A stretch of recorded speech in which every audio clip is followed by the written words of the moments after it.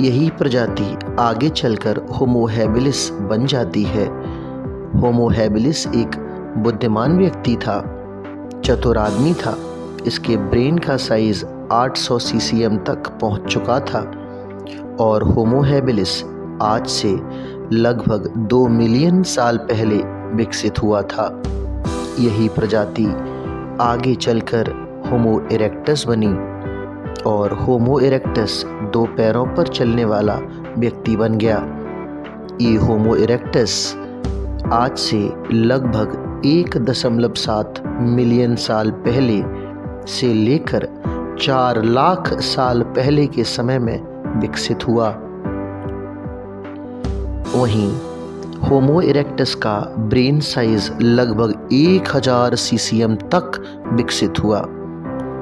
आपको जानकर हैरानी होगी कि जब बंदर और लंगूर की ये प्रजातियां 2 पाँव पर चलने लगीं तो बहुत तेजी से इनका ब्रेन साइज डेवलप होने लगा।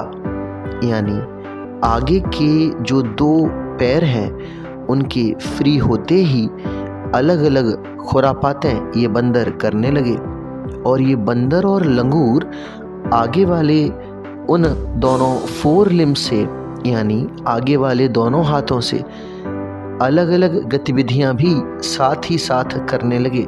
यानी एक ही बार में ये बंदर और लंगूर जो अब होमो इरेक्टस बन चुके हैं, ये 2 से ज़्यादा गतिविधियां एक साथ करने में माहिर होने लगे और ऐसे करके इनके मस्तिष्क का विकास तेजी से होने लगा, क्योंकि अब ये सिर्फ पीछे के 2 पाँव से या हिंड लिम्ब से चलते हैं और पैरेलली दूसरे कार्यों को भी साथ में अंजाम देते रहते हैं। होमो सेपियंस प्रजाति होमो इरेक्टस के बाद की प्रजाति है जो आज से लगभग 1,25,000 साल पहले विकसित हुई। आपको जानकर हैरानी होगी कि होमो सेपियंस का मस्तिष्क कितना ज़्यादा विकसित हो चुका था, इतना ज़्यादा कि हम इसको 1350 से 1450 सीसीएम तक मापते हैं। आगे चलकर यही होमो सेपियंस प्रजाति होमो सेपियंस सेपियंस बन गई। अब आप ये सोच रहे होंगे कि हमने सर कुछ प्रजातियां सुनी हैं जैसे चिंपैंजी, ये सब प्रजातियां कहाँ की हैं?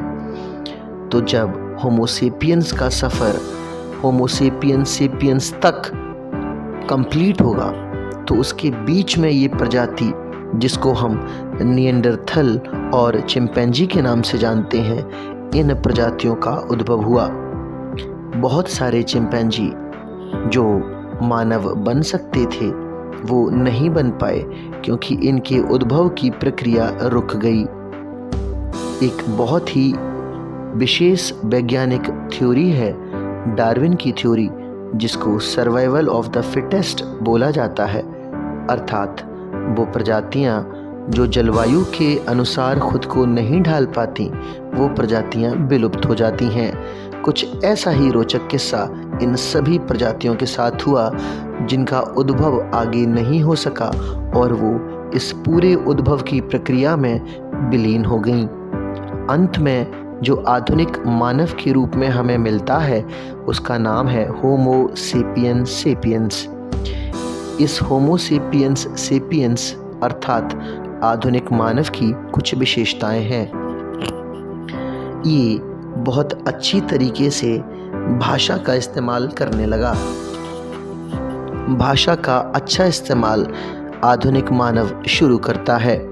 भाषा के इस्तेमाल के अलावा इसकी जो खोपड़ी है वो ग्लोब के आकार की हो जाती है और साथ ही इसके पास ब्रेन साइज जो मस्तिष्क का विकास है वो सबसे ज़्यादा होता है।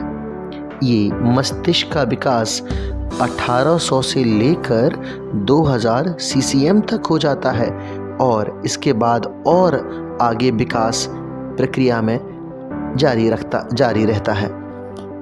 इस प्रकार जो आधुनिक मानव आया वो आधुनिक मानव होमो सेपियंस सेपियंस कहलाया और होमो सेपियंस सेपियंस 2 पाँव पर चलने वाला एक मनुष्य बना और इसके पास मस्तिष्क का खूब सारा विकास हो चुका था। इसकी खोपड़ी ग्लोब के आकार की हो गई थी। ये भाषा का ज्ञान रखता था और बोलने में भाषा का ही इस्तेमाल करता था।